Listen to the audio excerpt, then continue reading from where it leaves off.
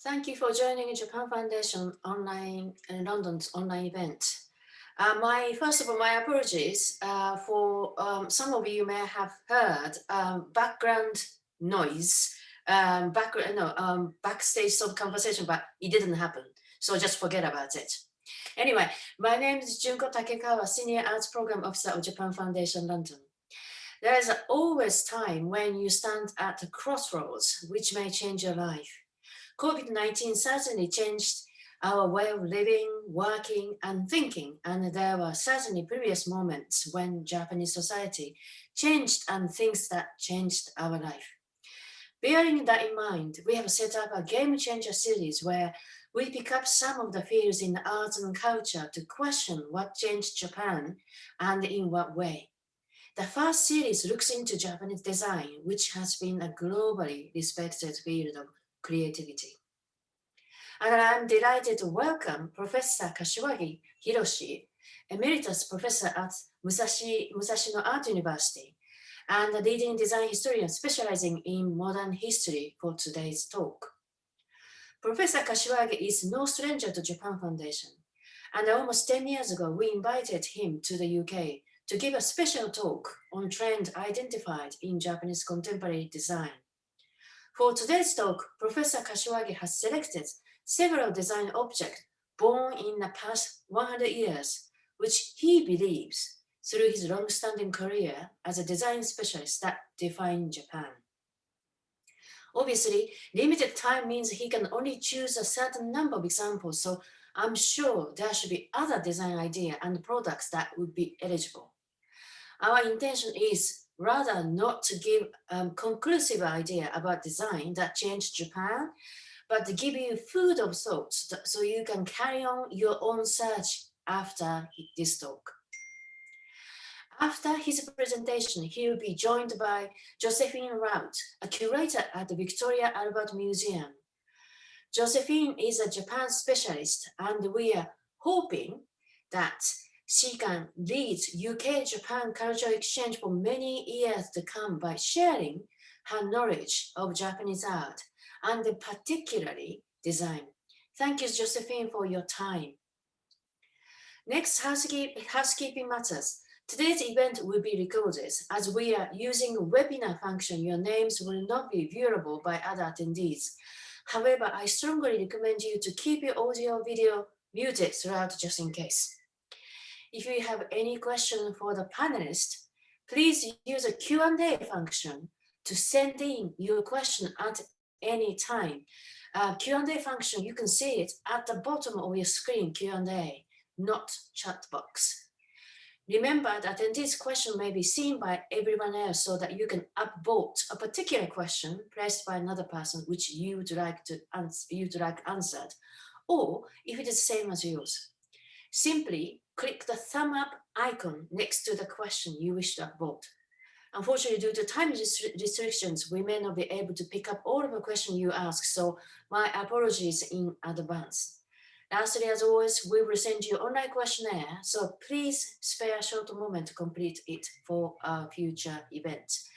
That's all from me. So now I am going to hand it over to Professor Kashiwagi to start his presentation. Kashiwagi sensei, お願いします。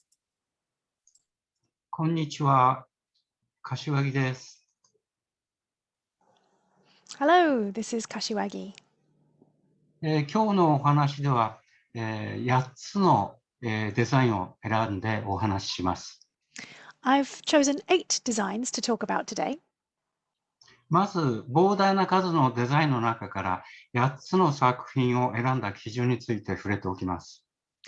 So let me first tell you how I've chosen these 8 from amongst the many, many designs out there. それぞれのデザインは、その時代にあって明らかにそれまでのデザインと、あるいは生活の在り方に変化を与えたものであったことが基準になっています。My criteria was that each of these designs be of their time and that they clearly brought about some kind of change in design or in our lifestyles. さて、まず第1番目ですが、工芸家の高村豊親が1926年にデザインした花瓶、生け花のための構成という、タイトルが付けられた花瓶です。The first design is a vase designed in 1926 by Takamura Toyochika. The title of the design is Construction for Flower Arrangement. 高村豊親は1890年に生まれて1972年に亡くなっています。Takamura Toyochika was born in 1890 and died in 1972. 現在の、東京芸術大学、の、中近科を卒業した、中近の、作家です。He was a metal worker who graduated in casting from what is now the Tokyo University of the Arts. 日本の、モダンな金属工芸を、先導した人です。He was really the front runner of modern Japanese metalwork. 海外では知られていませんが、日本では最もよく知られている高村光太郎という詩人の弟です。And he was the younger brother of the poet Takamura Kotaro, who's extremely well known in Japan, but not so much overseas. 1920年代の日本は改善、それから改良、改造といった言葉が多く語られました。Three words you often heard in Japan in the 1920s were kaizen, improvement, kairyo, reform, and kaizo, remodeling.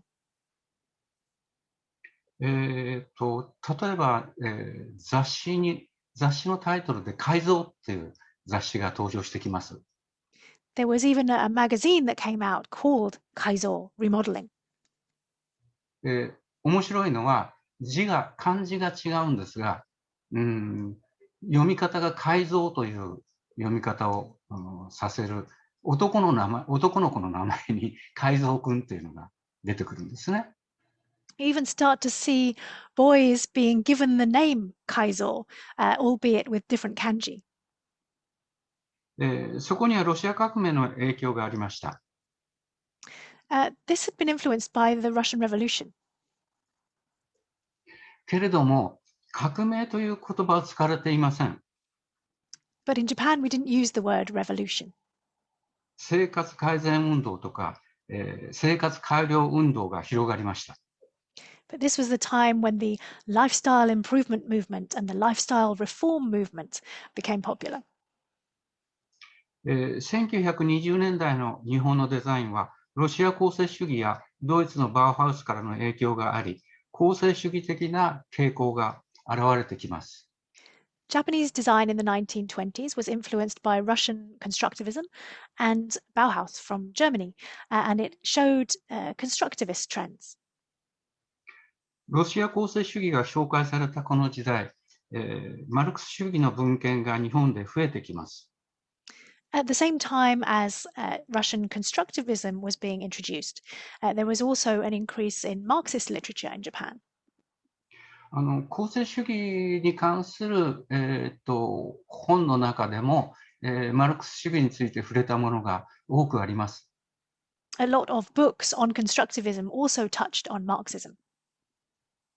1928年は、第二次大戦前においてマルクス主義の文献の発行数がピークになっています。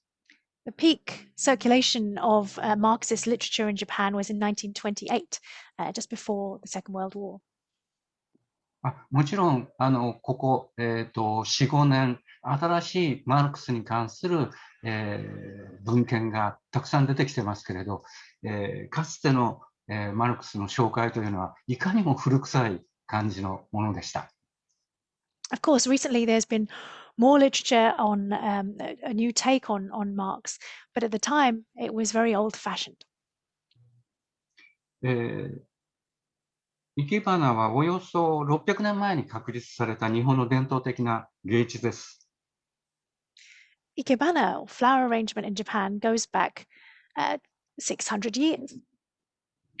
ティーセレモニーと並んで、現在でも非常に保守的な世界です。It's very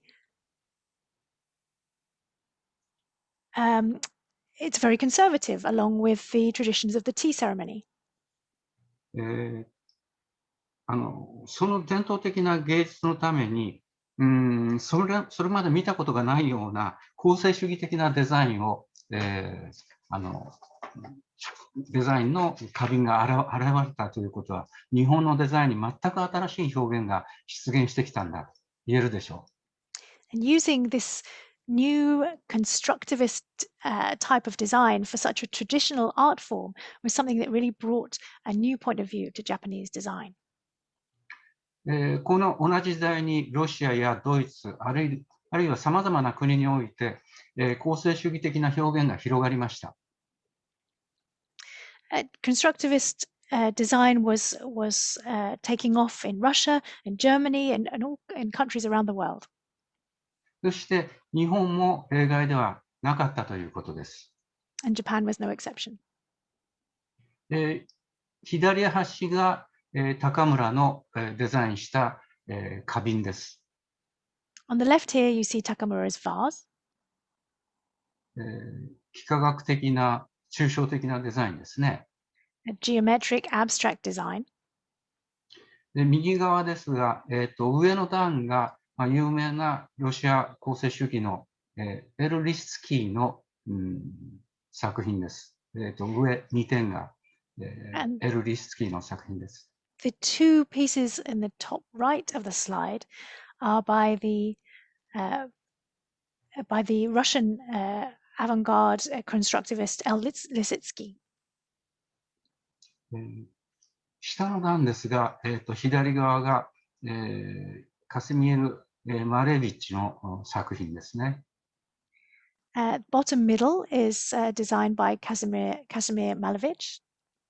それから真ん中が、アルマ・ブーシャが、デザインしたバウハウスの積み木です。これはバウハウスの、学校ですけれど、美術学校で、学生たちに、建築の構成とかですね、橋の構成とか、いろんなものを構成するトレーニングの素材として使われました。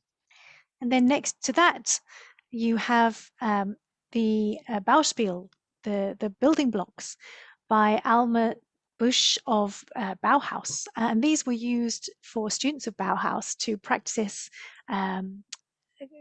constructing architectural shapes.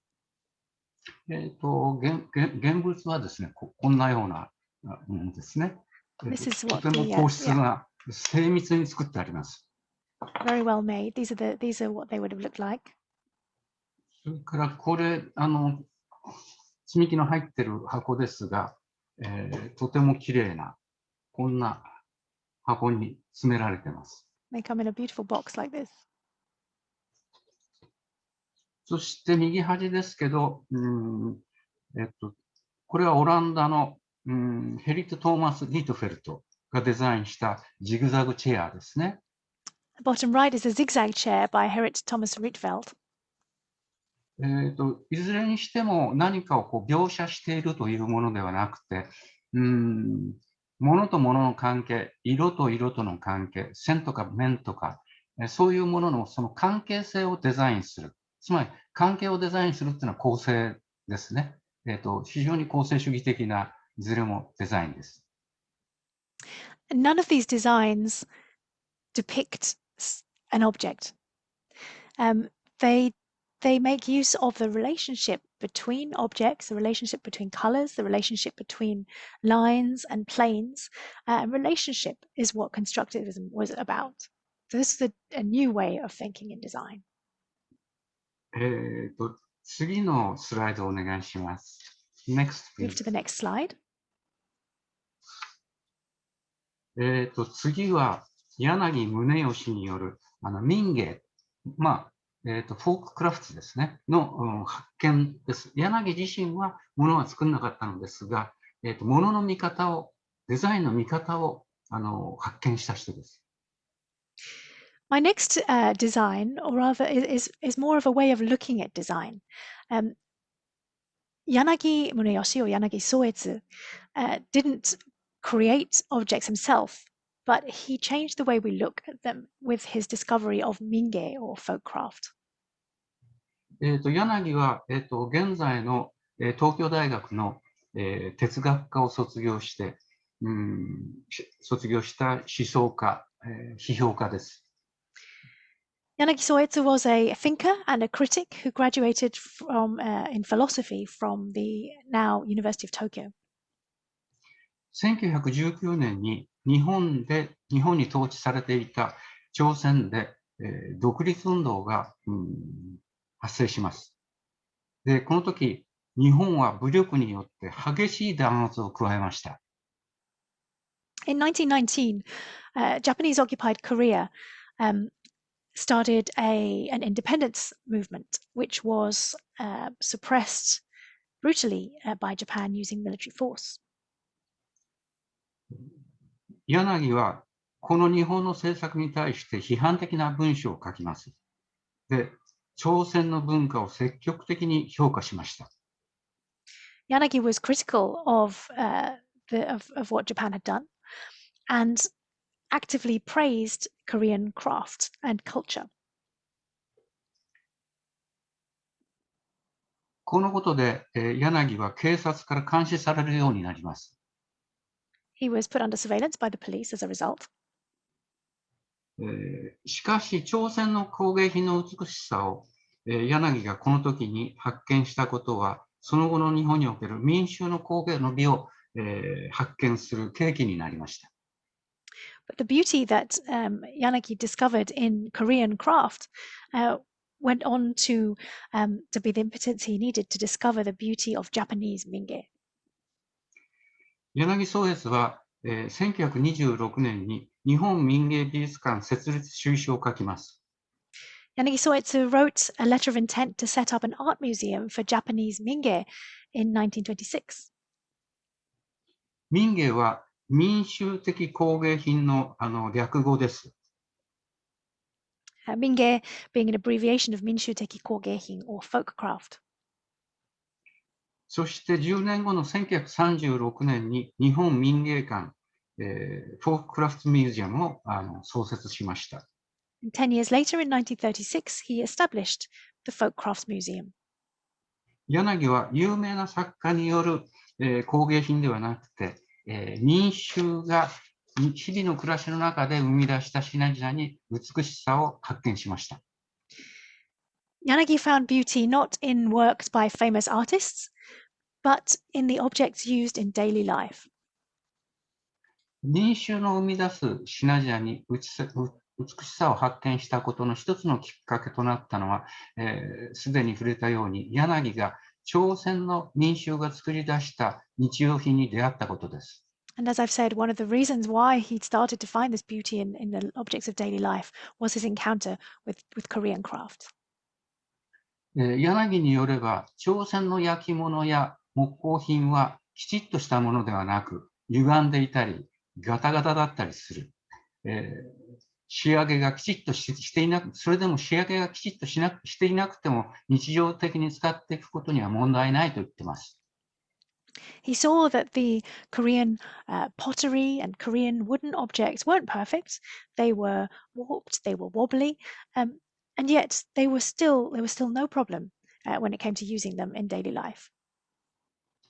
仕上げが、日常、歪んだりガタガタだったりするわけですが、仕上げがきちっとしていなくても、日常的に使っていくのだから問題はないということを言ってるんです。前のスライドに戻ってください。はい。They were perfect for use in daily life, despite their wobbliness and their warpedness. で、日常の雑器だからそれでいいんだというふうに言ってます。That was all they needed to be. 振り返って、朝鮮のものを見て、そういうことに気づくわけですが、振り返って日本にも多くの日常の雑器が作られていることに、柳は目を向けます。So he noticed this first in Korean objects, but then he realized that a lot of objects for daily use were being produced in Japan as well.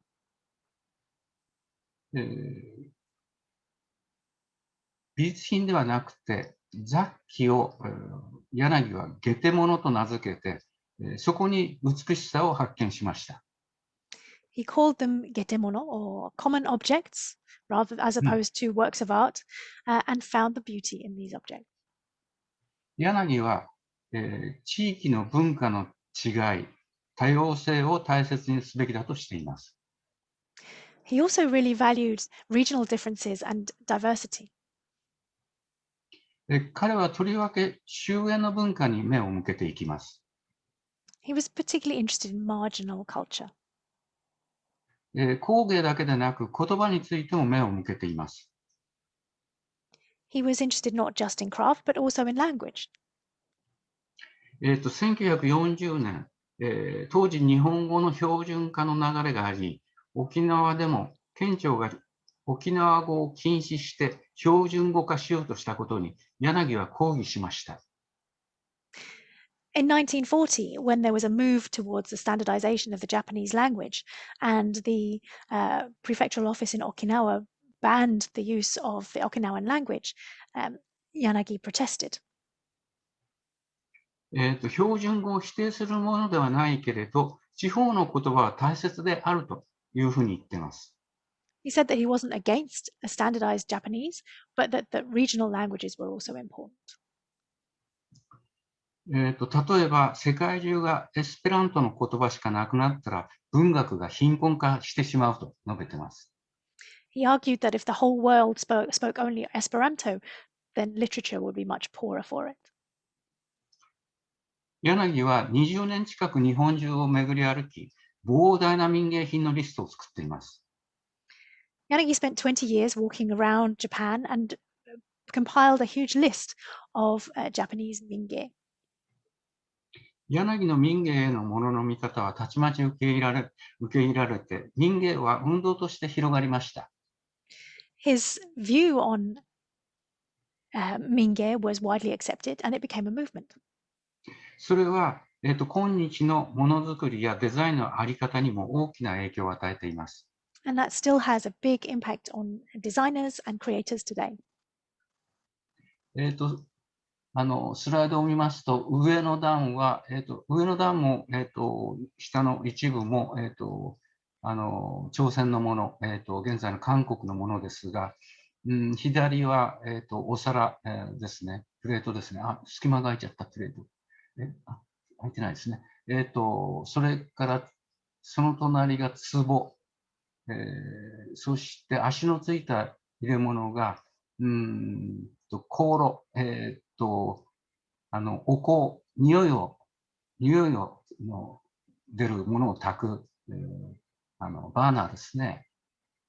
で、いずれも、精緻な仕上がりではなくて曲がってたり、ガタガタだったりしてます。で、こういうものが決して悪いわけではないということを発見するわけですね。それから下の段もそうです。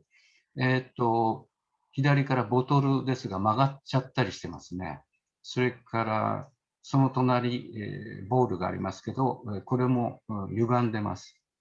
それからその隣は、木工品ですけど、これは日本の、アイヌ、北海道に、いるアイヌの人たちが作った木工品ですね。トレイですね。で、その下が、これを何というのか、日本語では、おさと言いますけど、リード。足のことではなくて、リードって機織りの機械に入れて、糸を通すんですね。その串のように、細かい串のようになってるんですが、その間に糸を通していく。そういう、部品です。それからその右端の写真は、後ろの列の右から2人目が柳宗悦ですね。So these are some of the objects in the top row from Korea. The plate, jar, and incense burner. As you can see, they're not perfect. They're wobbly and warped, and but this is what Yanagi said, that there's nothing wrong with that, and he discovered the beauty in these objects. On the bottom row, you have more items, again, not perfect, including some wooden Ainu objects, the tray and the weaver's read. And then on the bottom right, you've got a photograph, and Yanagi Soetsu is second from the right in the back row. 次ですが、ホンダスーパーカブです。next please. My next design is the Honda Super Cub. はい。1958年に、ホンダはスーパーカブと名付けた、二輪車を生み出しました。In 1958, Honda brought out a two-wheel motorbike, the Honda Super Cub. 敗戦から13年を経た日本は、戦前の水準まで、経済が復興したというふうに言われていましたが、決して豊かな消費社会の状態ではありませんでした。13 years after the end of the war, Japan's economy was said to have recovered to pre-war levels, and yet it was still not an affluent consumer society. したがって1950年代の日本では、まだ四輪の自動車は大衆には手が届きませんでした。Very few people could afford a car in the 1950s in Japan. そうした中で二輪のバイクはたちまち普及していきます。So two-wheelers really took off. このバイクはほんのわずかなデザインチェンジをしただけで、現在も使われています。This bike is still in use today with very few changes. 例えば郵便配達や新聞配達、あるいは料理の配達など、デリバリーには欠かせないバイクです。Today, it's essential for post deliveries, newspaper deliveries, and food deliveries. 安定性があって、かなり重たい郵便物を後部のトランクに入れて走っています。It's a very stable design, and it can carry quite a heavy load in that box on the back. 細い道の中でも入っていけますし、また雨の中でも走っています。It can get through narrow streets, and it's fine with the rain. いわばロングセラーのヘビーデューティーな乗り物を代表するデザインです。So this is an example of heavy-duty, long-selling design. 左側の2つが1958年の、オリジナルのデザインですね。The two photographs on the left show the original 1958 design. で右側は、現在、つい最近撮った、郵便配達の、スーパーカブです。And the two on the right are the Super Cub in use today as a post delivery bike. 赤く塗ってあるので郵便だというふうに分かります。郵便ポストが赤いのは、イギリスの郵便ポストのデザインをそのまま持ってきたので、そのままシンボルカラーとなってます、今。You'll see the bikes on the right are red. This is the color of the post office, which we took from the UK, and the post office in Japan is red to this day. では次に行きましょう。Next, please. はい。1956年、柳宗道、柳総理と本人は言ってますが、柳総理は、バタフライスツールをデザインします。In 1956, this is my next design, the butterfly stool by Yanagi Munemichi, or Yanagi Sori as he calls himself. 1915年に、生まれて、2011年に亡くなっています。Born in 1915 and died in 2011. 1950年代は最も早い時期に、デザイン部門を設けた企業の一つは松下電器、現在の、パナソニックでした。One of the first Japanese companies to have a design department in the 1950s was Matsushita Denki, which is Panasonic today. それは松下電器の創設者である松下幸之助がアメリカの、企業の、視察によってデザインの重要性を見てきたことによっていると言われています。And this is said to be because the founder of Matsushita Denki, Matsushita Konosuke, went and observed companies in America and saw how important design was to them. 松下はおそらくアメリカでいわゆる第二世代のデザイナー、チャールズ・イームズであるとか、ジョージ・ネルソンの存在を知ったんだと思います。And I believe in America, he must have learnt of the second generation designers, Charles Eames, George Nelson, and so on. 企業内デザイナーがやっと活動する中で、フリーランスのプロダクトデザイナーはほとんどいませんでした。Companies had only just started taking on in-house designers, and there were very few freelance designers at this point. 柳はそうした数少ないフリーランスを代表するデザイナーでした。Yanagi was one of those rare freelance designers. フリーランスのプロダクトデザイナーが多く出現してくるのは、いわゆるバブル経済の1980年代のことです。It's not until the bubble economy of the 1980s that we see a rise in freelance designers in Japan. 柳は左右対称の合板を、プライウッドですね、合板を1本の金属でつなぐだけで、スツールを実現しました。Yanagi designed this stool by placing together two symmetrical pieces of plywood attached with a single piece of metal. 右側のスケッチがそれを示しています。You can see that in the sketch on the right-hand side. 最小限の部品で機能を満たすプロダクトだと言えます。This could be described as a functional product that uses the least necessary parts. 右下は同じ柳がデザインした、FRP によって作ったエレファントチェアです。On the right-hand side, you can see the elephant chair, also designed by Yanagi. でその後、柳は、食器やカトラリー、さまざまな家具類など、膨大な数のプロダクトをデザインしています。Yanagi went on to design many products, including crockery and cutlery. ル・コルビジェの弟子であるフランスのインテリアデザイナーのシャルロット・ペリアンが1940年、デザインを指導するために来日しました。In 1940, the French interior designer Charlotte Perriand, who was a pupil of Le Corbusier, came to Japan to teach design. ル・コルビジェのアトリエに同時期にペリアンと共にいた日本人建築家の坂倉純三の要請によって来日しました。She was invited to Japan by the Japanese architect Sakakura Junzo, who was studying under Le Corbusier at the same time. ペリアンが日本で移動するときに柳が付き添いました。Yanagi accompanied Perriand on her travels around Japan. 柳はデザインの方法をペリアンから学んだというふうに述べています。And he says that he learnt his take on design from her. その方法は何度も試作品を作り、修正を加えながら完成品を作るというものです。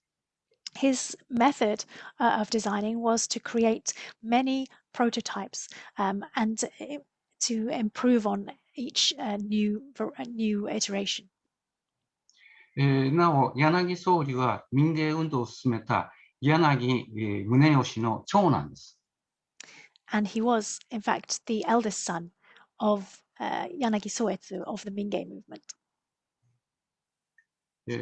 次は、ソニーのウォークマンです。Moving on to the Sony Walkman. これが登場したのは1979年のことです。This came out in 1979. 1979年といえば、1980年代初めの民営化政策によって、いわゆるバブル経済へと向かう、時代の入り口でした。This is right on the doorstep of the so-called bubble economy of the 1980s. 社会は比較的楽天的な状況でした。Society was a relatively carefree place at the time. そうした中でウォークマンが生まれました。And this is the society that gave rise to the Walkman. 冷蔵庫や掃除機、洗濯機など生活に深く関わる家電製品はすべて、満たされ、室内にはステレオのオーディオ装置も普及した時代でした。People already had all their household appliances, their fridges, their vacuum cleaners, their washing machines, and they could already listen to music at home on their stereo. そうした中でウォークマンはそれまでの電気製品とは全く異なったジャンルの製品として登場しました。But the Walkman was a new genre of electrical appliance. ウォークマンがデザインされたことで、街の中や乗り物の中でいつでもどこでもステレオで、音楽を聴くことができるようになりました。Thanks to the Walkman, you could listen to music out and about, on trains, anywhere, anytime. この装置は音楽の聴き方を変化させました。それのみならず、音楽が作り出す空間の在り方を変えました。Not only did it change the way we listen to music, it changed the way it changed the space around us through music. 街の中を歩いていくと、目に入ってくる風景が音楽によってそれまでとは異なった風景に見えてきます。If you listen to music as you walk along, the scenery that you see changes based on the music you're listening to. で、自分が聴いている音楽は個人的な空間を作り出します。You can create a space for yourself through the music you listen to. したがって、どれほど混雑した乗り物の中にいても、目をつぶって音楽を聴けば、個人の空間に入り込むことができます。If you're on a crowded train listening to music, you can close your eyes and be in your own space. つまり、個人空間の拡張をウォークマンは実現しました。The Walkman expanded the personal space. 人々の個人化を強めたとも言えます。It promoted individualization, you could say. 思えば個人化していく、製品が個人化していくっていう傾向は、この製品が非常に特徴的に見せたわけですが、それは、後の、携帯電話とか、現在のスマートフォンも個人化してますね。ですから、そういう個人化していくデザインというのは、これが最初だったのかもしれません。Maybe this was the first example of personalization of design that then we go on to see through our mobile phones and now our smartphones. このウォークマンはカセットテープを使っていたので、現在のハードディスクを使ったものとは技術的に異なっています。The Walkman was technically different from the music players we use today that use a hard disk. It played cassette tapes. けれども、2001年に登場したアップルの iPod を先取っていました。But it was the forerunner of 2001's iPod. 2001年に登場した iPod はカセットテープではなくてデジタル化されてました。The iPod launched by Apple in 2001 was digital, didn't play cassette tapes. またデザインとしてはウォークマンよりはるかに洗練されています。And the design was clearly much more sophisticated than a Walkman. iPod のデザインは、ディータ・ラムスが、ブラウン社で1958年にデザインした携帯ラジオをモデルにしています。The iPod is based on the design of a portable radio designed by Dieter Rams for Braun in 1958. 右側下の画像ですね。2001年の iPod。それからその隣が1958年のブラウンのラジオです。You can see that in the bottom right. You've got the iPod from 2001 and then Braun's radio from 1958. 似てるでしょ。You can see how similar they are. これはあれですね。スティーブ・ジョブズが、ブラウンのようなデザインにしてもらいたいっていう意思を持ってたんですよね。Steve Jobs wanted it to look like a Braun design. さて、次ですが、ソニーのモニター、プロフィール。これ、なんか綴りがおかしいようなんですが、next please. Moving on to the Sony monitor, the profile. プロフィールのフィールのところに F の後に I を入れてください。それにしても、プロフィールっていう言葉は、商品名であって、なんか意味があるわけではないと思います。なんか感じさせるところはありますが、このテレビモニターは1970年代にデザインされましたけれど、使用に出たのは1980年のことです。I think it's actually spelt wrong. There should be an I after the F, but it's just a product name. It doesn't really mean anything apart from maybe it does make you feel something. Anyway, this was designed in the 1970s and came onto the market in 1980. 1980年代はバブル経済の時代でした。この豊かな時代に室内のデザインが注目されました。In the 1980s was the start of the bubble economy, and people started to be more interested in interior design.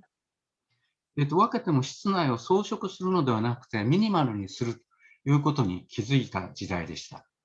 And what was particularly popular starting around this time was rather than decorating the whole of your interior to use a very minimal design.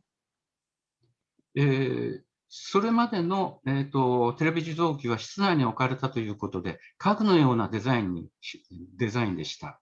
Previously, because the TV set had been part of your interior, it had been designed like a piece of furniture. けれども、私たちが見ているのは受像機のデザインではなくて、画像だということに、ソニーは気づいたんですね。But Sony realized that what we're looking at isn't the piece of furniture, it's the screen. それで、まさにモニターだけの受像機のデザインにしました。And they designed a TV that was all about the screen, the monitor. これは画期的なことであって、最終的には、受像機装置そのものがなくなってしまって、画像だけを受信できるシステムが望ましいという夢を予言しています。This was revolutionary, and it really foresees the time when we don't have a TV set at all, but just a screen.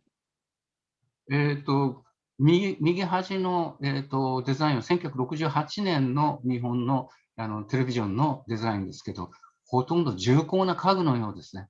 これを見て、この箱を見てるわけじゃなくて、ブラウン管を見てるということに気づいたのはすごいことだと思います。ブラウン管の映像を見てるんだっていうことですね。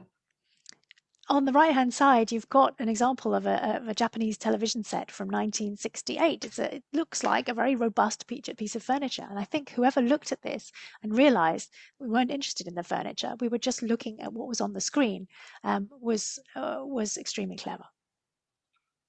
さて次です。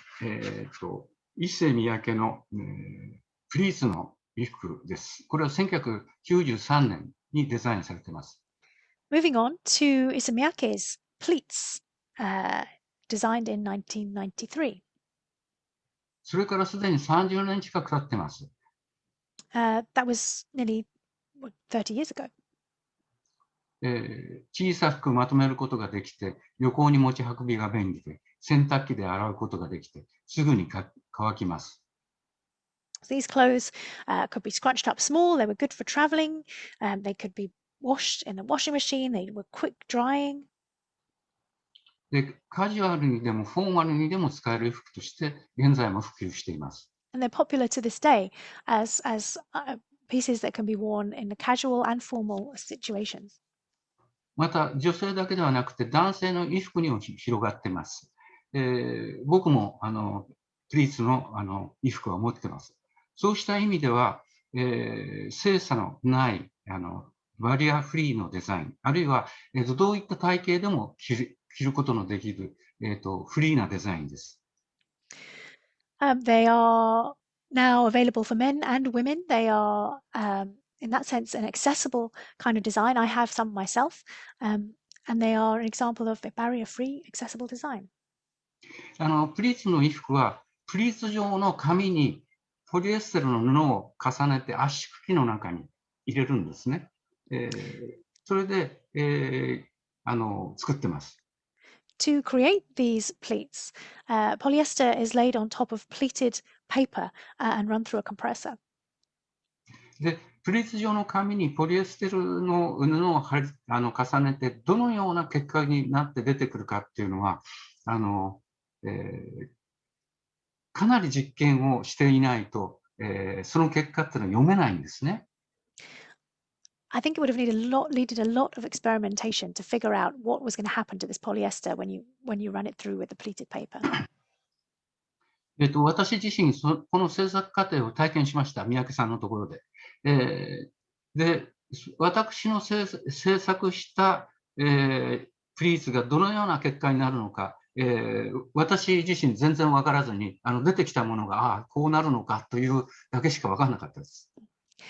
I've actually tried this manufacturing process myself over at Isamiyake's place, and I had no idea how my pleats were going to turn out until I actually saw them. こんな幅の広い布を入れるとプリーツでこんな狭まっちゃうわけですね。もちろん切れば伸びるんですけれど、そうした意味では何%ぐらい、小さくなるのかとかですね、そういうデータを三宅さんは、膨大な実験から得たんだと思います。You don't know how much that sheet of fabric is going to shrink during the process. And Miyake-san has carried out huge numbers of experiments in order to get that data. 次が、丸二木工で作られた広島チェア。The next design is the Hiroshima chair by Maruni Mokko. 直人深沢直人がデザインしてます。This was designed by Fukusawa Naoto. 日本のデザインには、ユニバーサル、という概念よりもスタンダードっていう概念の方が一般的です。It's more common to find the concept of standard in Japanese design than it is universal. で、それはヨーロッパにおけるキャスリック、つまりキャスリックっていうのは普遍という概念があるわけですが、日本にはこういうことがなかったっていうことがあると思います。And I think this is partly because in Japan we don't have the concept of the Catholic as you do in Europe, which means universal. バウハウスにおいてもたびたび普遍ユニバーサルという概念が出現してきます。例えばユニバーサルアルファベットとかユニバーサルスペースという、ことがデザインされます。You see universal cropping up in Bauhaus from time to time with the universal alphabet, the universal space, for example. 広島チェアは深澤直人が2008年にデザインした椅子ですが、日本には伝統的に椅子はありませんでした。The Hiroshima chair was designed by Fukasawa Naoto in 2008, but traditionally there were no chairs in Japan. およそ120年くらい前に椅子が作られました。Chairs only started to be made in Japan 120 years earlier. けれどもなかなかスタンダードと言えるような椅子が、デザインされてきませんでした。But there hadn't been a standard chair design. 日本的なスタンダードな椅子は柳総理に代表される椅子に見られますが、柳のものはどこか、日本風です。You could say that Yanagi Sori's chair design is a standard, but it is quite Japanese. 1950年代から60年代にかけて日本を感じさせるデザインをジャポニカと呼んでます。From the 1950s to 60s, design that was Japanese in its taste was known as Japonica. グラフィックデザイナーの亀倉優作の同時代のデザインもまたジャポニカと呼ばれています。The graphic design of Kamekura Yusaku during the same period was called Japonica. とても魅力的ですが、国際的に受けられるデザインかどうかは分かりません。It was very attractive, but not necessarily appealing to overseas audiences. 深沢のデザインは、北欧のハンス・ウェグナーと並ぶインターナショナルで、スタンダードな、デザインを実現したように思えます。But I think what Fukasawa has achieved here is along the same lines as Scandinavia's Hans Wegener, an international standard design. 名称は広島ですが、ジャポニカとは異なってインターナショナルなスタンダードを感じさせます。It's called Hiroshima, but it doesn't feel like Japonica. It feels more international, more standard. それはおそらく深沢がウェグナーのデザインを先行事例にしたからではないでしょうか。And that could be because Fukasawa took Wegener as his precedent. 右側2点が、ウェグナーのデザインですね。Two of Wegener's designs are shown here on the right-hand side. 深沢はこの椅子を作るにあたって座の状態やアームの形状を何度も、繰り返し、確認し、調整しています。Fukasawa carried out a number of experiments when designing this chair with regards to the shape of the seat and the angle of the arms. そのデザインの進め方は柳総理の方法を想起させます。思い起こさせます。Which is reminiscent of Yanagi Sori's design method. 深沢はたびたび普通のデザインということを述べています。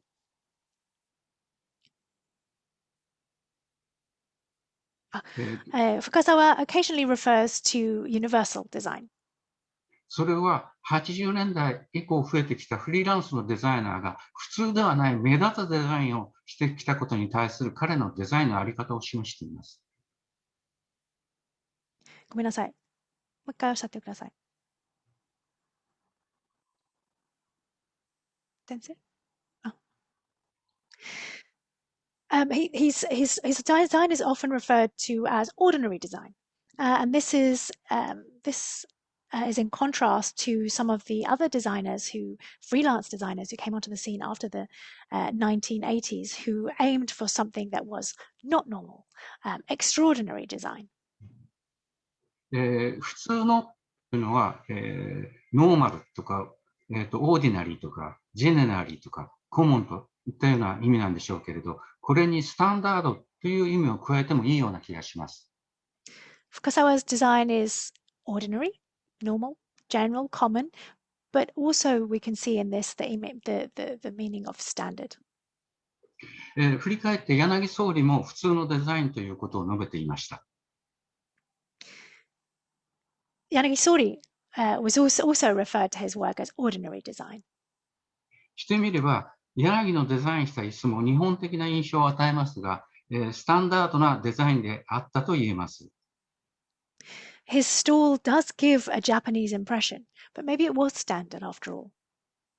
深沢の椅子がインターナショナルでスタンダードなデザインであるのは、物の流通のグローバル化の流れの中にあって、日本のデザインが、全体によりインターナショナル化したことを示しているように思います。And whereas that was a Japanese standard design, maybe Fukasawa's chair is more of an international standard design. And maybe that's because of the way that globalization was proceeding, that the flow of objects around the world, and the fact that Japanese design as a whole was becoming more international at that point. つまり柳も深沢もスタンダードなデザインを手がけていますが、文化的あるいは社会的な背景の違いがあったことに今回改めて気づかされました。So what I realized when I was preparing this talk is that maybe they were both aiming to achieve a standard design, but they ended up with something different because of the cultural and social background of the time. アップル社でこの椅子が大量に導入されたと言われています。Apparently, Apple has a lot of these chairs. なお、深沢は現在、日本民芸館の館長になっています。Fukasawa is now the director of the Folkcraft Museum. 最後にバリアフリーのデザインについて、触れておきます。I'd like to end by touching on accessible or barrier-free design. バリアということは、身体や、性差、あるいは地域の差異など、さまざまな要因があります。When we talk about barriers, these can be put up by all sorts of things. They can be barriers caused by our bodies, our physicality, our sex, by regional differences.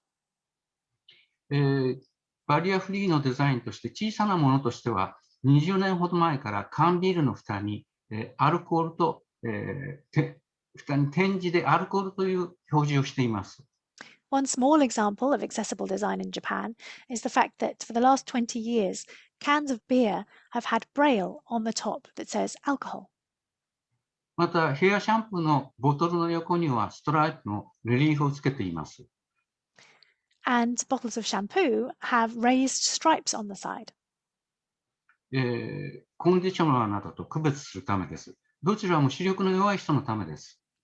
So that people can tell them apart from bottles of conditioner, for example. And these are both examples of design for the visually impaired. こうした小さなプロダクトも大切ですけれど、公共の、施設でのバリアフリーはとても重要です。These small examples of product design are important, but also very important are examples of barrier-free design in public facilities. 日本のジャパンレールウェイの事例を紹介しておきます。For example, in Japan Railways. この10年ほど、リフトが設置され始めました。They've been installing lifts for the past 10 years. で、この、リフトは乗るときと降りるときと降りるときとではドアが、異なり、相互に反対側になります。And with lifts in Japanese stations, you go in one door and out of the opposite door. つまり、車椅子で乗る人は、降りるときに椅子をバックさせずに、そのまま反対側のドアを抜けて、出ていくことができます。That means that someone using the lift in a wheelchair doesn't have to reverse out of the lift. They can go forward, もちろ in ん、forwards and そ out うforwards through the opposite door. もちろん段差はありません。And of course, there's no step. また、ジャパンレールウェイは、ホームや通路に黄色いストライプとドットをつけています。You'll also notice these yellow lines and dots on the platforms and in the corridors. どちらもレリーフ状になっており、足やステッキで確認できます。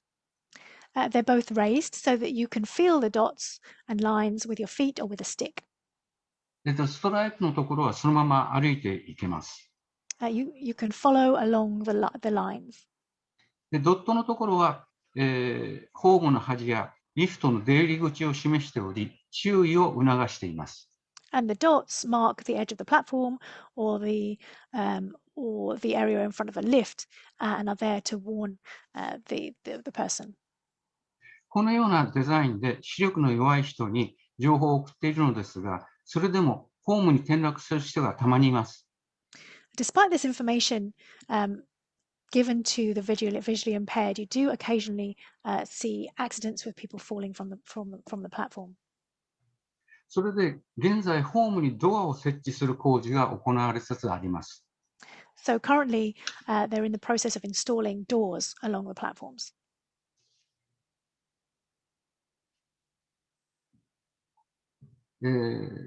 最後に、もう一つ最後に、触れておきたいんですが、現在日本のデザイナーが関心を持っている、ことについて触れておきますと、工業的に生産されたものよりも工芸的なデザインに興味を持っている人が少なくありません。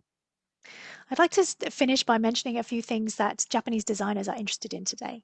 I would say that more designers are interested in craft-like design than they are in industrial design. で、新しい手がかりをそこから得ようとしているんだと思います。And I think they use that as a way to try and get new ideas. 直人深沢が、民芸館の館長を引き受けたことも、そうしたことがあったんじゃないかと思います。I think that's also what's behind Fukasawa Naoto becoming the director of the Mingei Museum. ビジュアル系のデザイナーには、デザインそのものよりも、マーケティング的な考え方を強く持つ人もいます。A lot of visual type designers are very interested in marketing ideas as well as pure design. しかし、マーケティングと具体的に形を生み出すデザインそのものは別物だと思います。Although I believe that marketing and design are two separate things. 私自身は生活の中に溶け込むようなデザインに関心があります。I personally like design that blends into your lifestyle. 例えば20年前に家を建てました。その時に建築家にお願いしたことは、物に動じない、昔からそこにあったようなデザインにしてほしいと言いました。For example, 20 years ago, I built a house. And what I said to the architect was, be brave and design something that looks like it's been here for a long time. そうですね。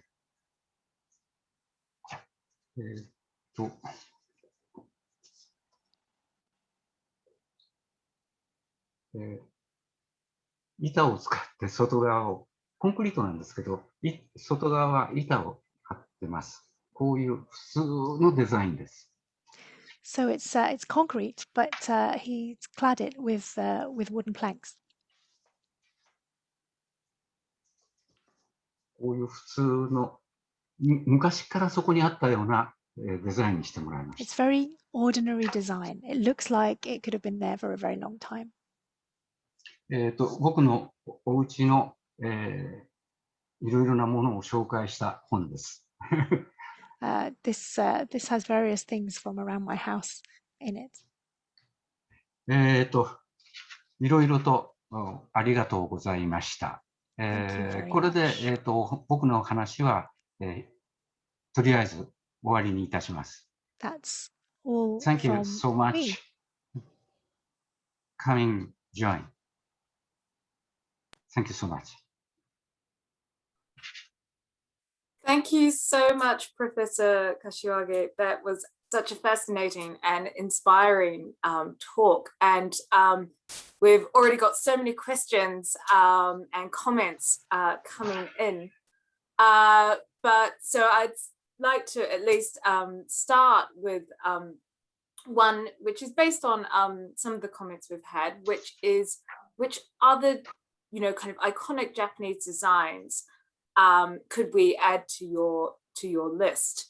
And whilst it seems the Shinkansen is one of the most popular with our audience today, we also had the Japanese toilet, emoji, and Hello Kitty in there.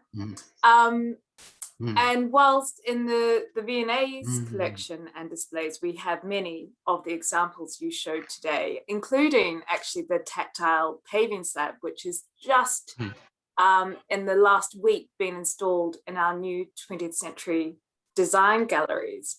For me, the item that I always take people to is the automatic rice cooker, because I know that this was a design that not only transformed women's lives by giving them just so much more time to do other things than just cooking rice all day, but that it was also met with a lot of resistance by many of the electronics companies, because they thought that, to be a good wife and mother, you should devote this time to cooking for your family. And that it was actually, the people who did manage to successfully come up with this design for Toshiba, it was the wife of the engineer who really helped him complete the design. So I would love your thoughts on the audience suggestions and my own. Hi.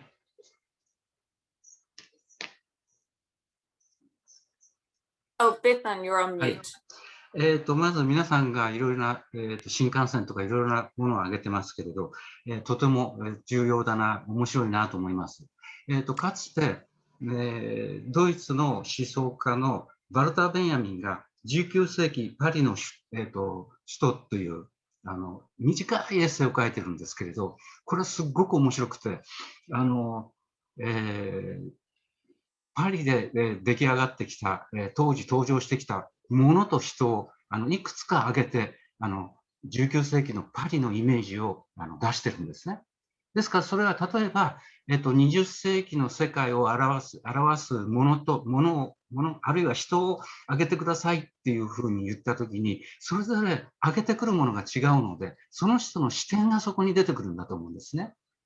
例えばフォルクスワーゲンっていう人がいるかもしれないけれど、ベンツ、メルセデスっていう人がいるかもしれないし、あるいはアメリカのキャデラックっていう人がいるかもしれない。でそれは、その人の視点が。Sorry, just one second. Could you pass on to Bethan? Just a moment. I think it's really interesting, the ideas that people have come up with, and really important. There's a short essay by a German thinker in the 19th century who wrote about Paris, and he gave his image of Paris and all the things that made Paris what it was at that point. And I think it would be the same if we had to do a similar thing around design, or the designs that make our lives what they are. Some people might say, everyone might say the car, but someone might say Volkswagen, someone would say Mercedes, someone might say it's Cadillac. ですから皆さん挙げてくださった方々とてもありがとうございます。それで、それを続けていただいて、それぞれの方が、8つ、8個、選ぶとしたらどんなデザインを選ぶのか試してみてください。So thank you all for your suggestions, and try coming up with just 8. I'd have a go at that. それから次にwell, sorry. Well, someone has actually come up with the opposite question. So Lawrence has asked, if one of these world-changing items had not happened, which would you say you would personally miss most, and which would have impacted our world most? So this is kind of the opposite question.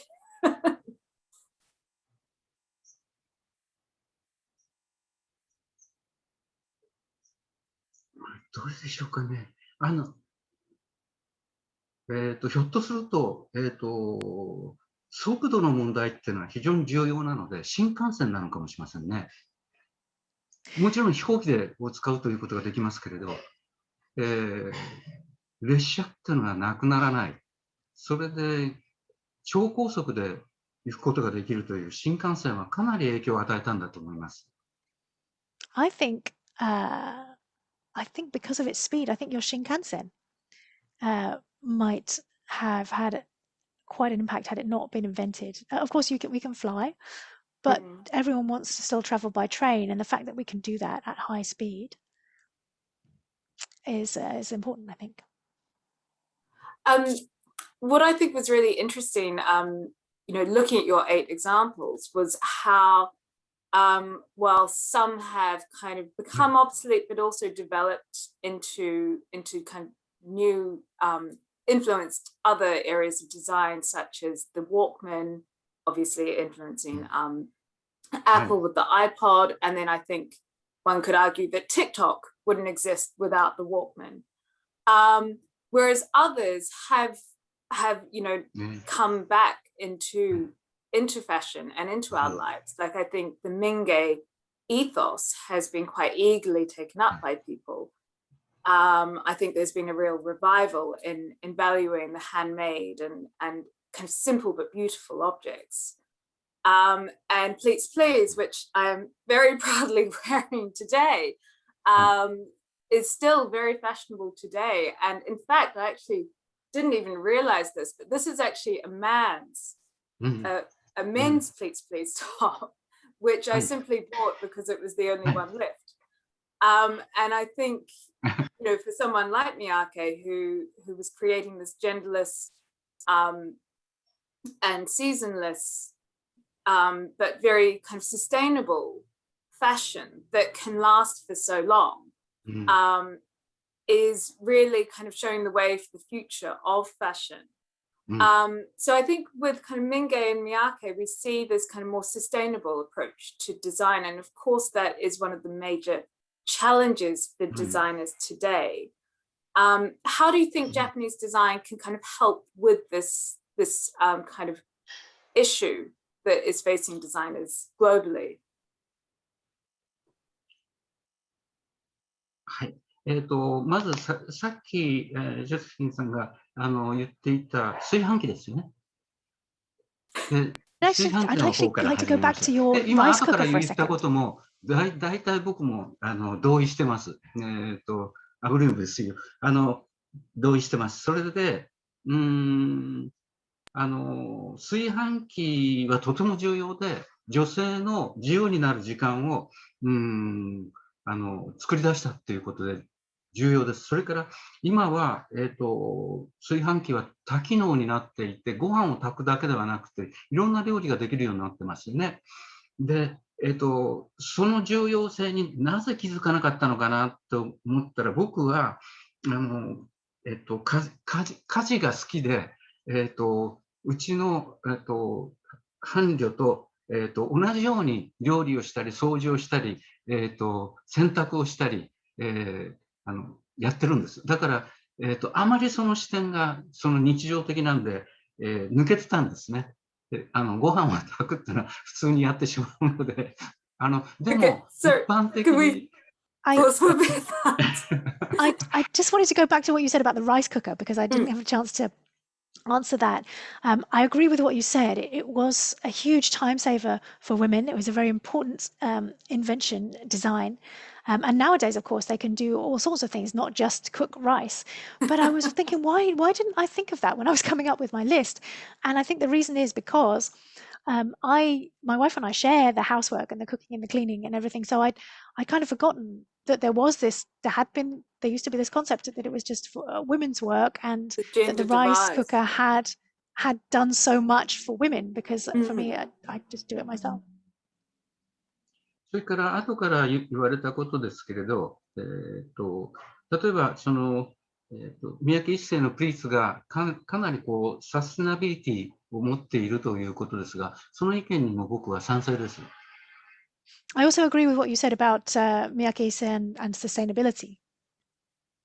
で、それと同時に、今、ジョセフィンさんが男性用のプリーツを着てると言っておられましたけど、サイズがちょっと違うんで、あとは大体同じコンセプトになっているので、性別のバリアっていうのはないんだと思います。僕もだから男性用の、プリーツをいくつか持ってます。And you mentioned that you're wearing his pleats today.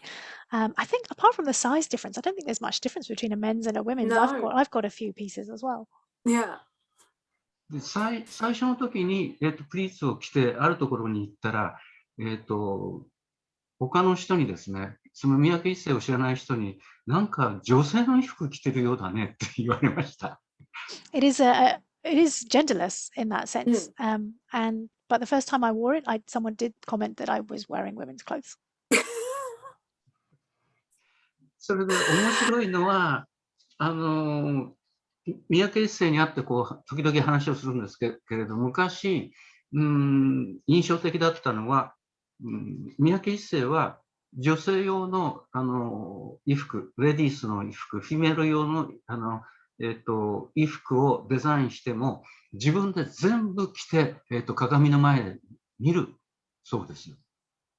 But what was interesting though, when I used to meet Miyake back in the day, was he said that when he was designing women's clothes, he would always try them on himself and stand in front of a mirror and try the women's clothes on. でそれはプリーツの場合も同じで、それを男性が着たらどういう状態になるんだろうかっていうことを彼は確認してるんですね。He wanted to see what would happen to the clothes if a man wore them. Same with pleats. だからその男性のものであるか女性のものであるかっていうことは彼にとってバリアにならないようにしていく一つのテーマであると思います。I think for him, not letting gender get in the way is an important topic. And this goes back to this issue of sustainability again, because the more accessible things are for people, the less waste there is. And more these things can be used and circulated by everyone. はい。Okay, I'm going to go on to僕もその意見に賛成です。I agree. I'm going to go on to another one of the audience's questions because we've had so many. And this one is from Inez, which is, do you believe Japanese design has benefited from globalization, or that standardization within design means that the Japanese essence of objects is or is becoming lost?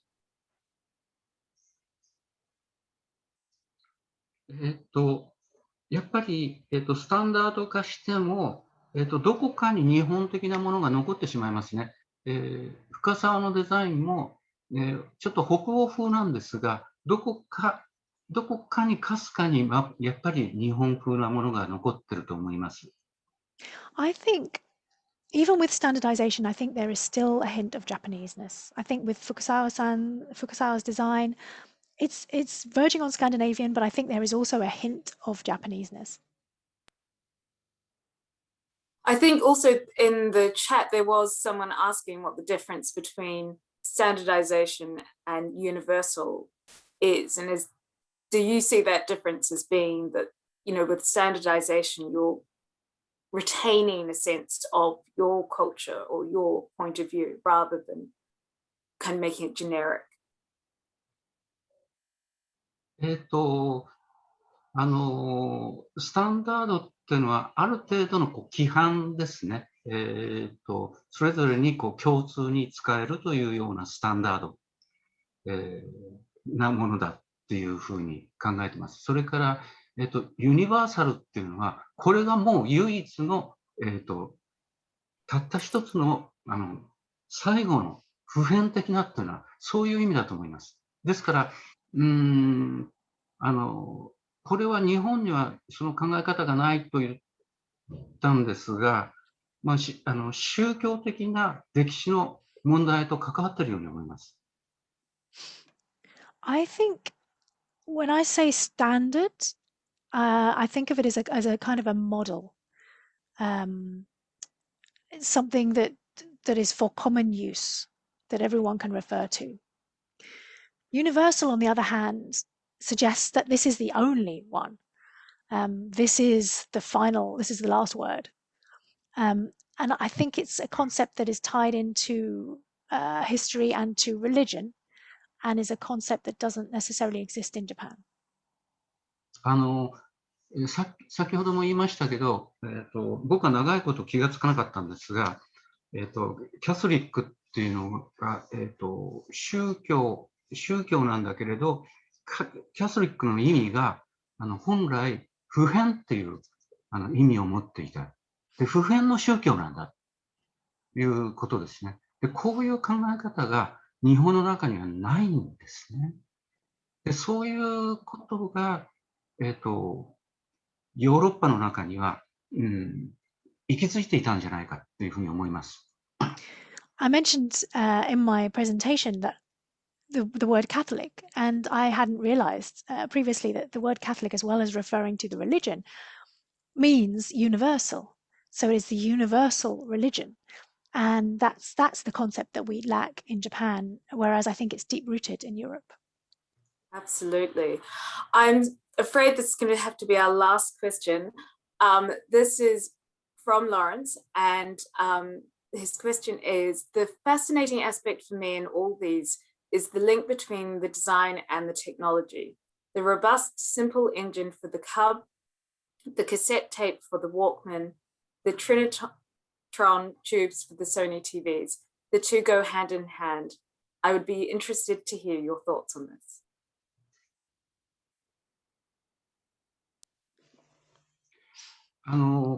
何かを実現していこうとするときに、技術が、どういうふうに、技術をどういうふうに使っていったらいいかっていうことを、やっぱり、エンジニアとデザイナーが、協力し合ってやってるんだと思うんです。そうすると、デザイン、アイデアが先なのか、技術が先なのかというのは、なかなか、言い切れないんですが、これジグザグに動いてるような気がします。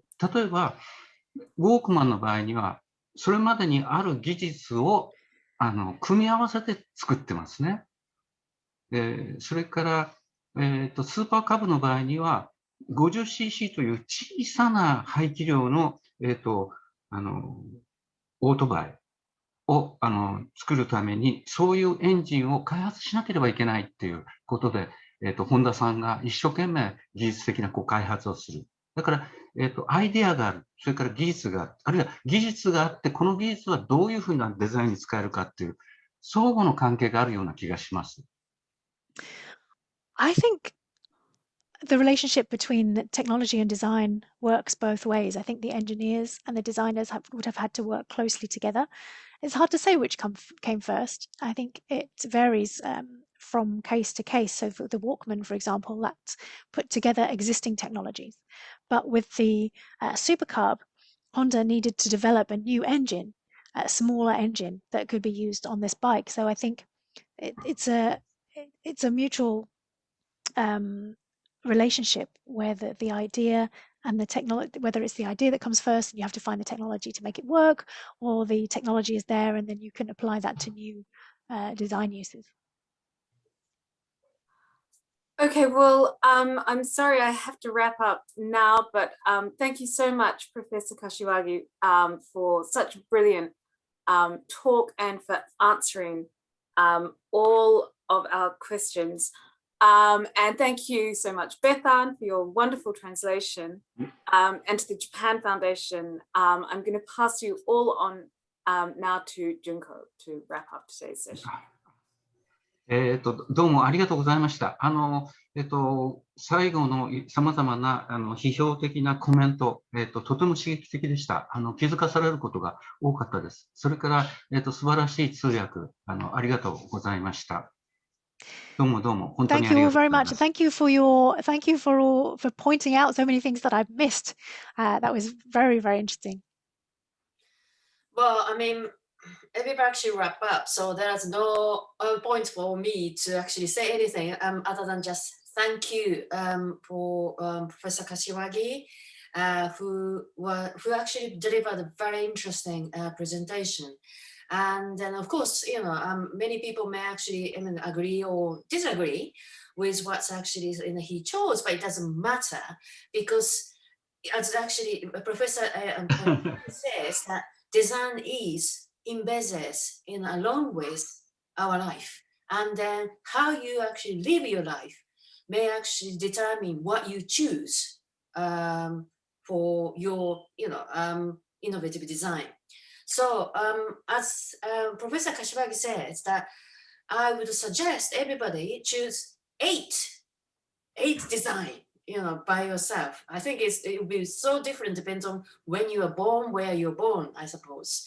And then Josephine, thank you so much for your input, and your rice cooker is certainly very interesting. I never thought about it, but of course in Japan, if not, it's not invented in Japan, but in 1960s, refrigerator and washing machine, also things liberated women's life. And then certainly that rice cooker should have been included in the list to change that change Japan, and particularly change that the way of women working in domestically. So that's all from us. And lastly, I would like to introduce next event. Darian, can you bring that information? It's actually another game changer series, but we are looking into architecture.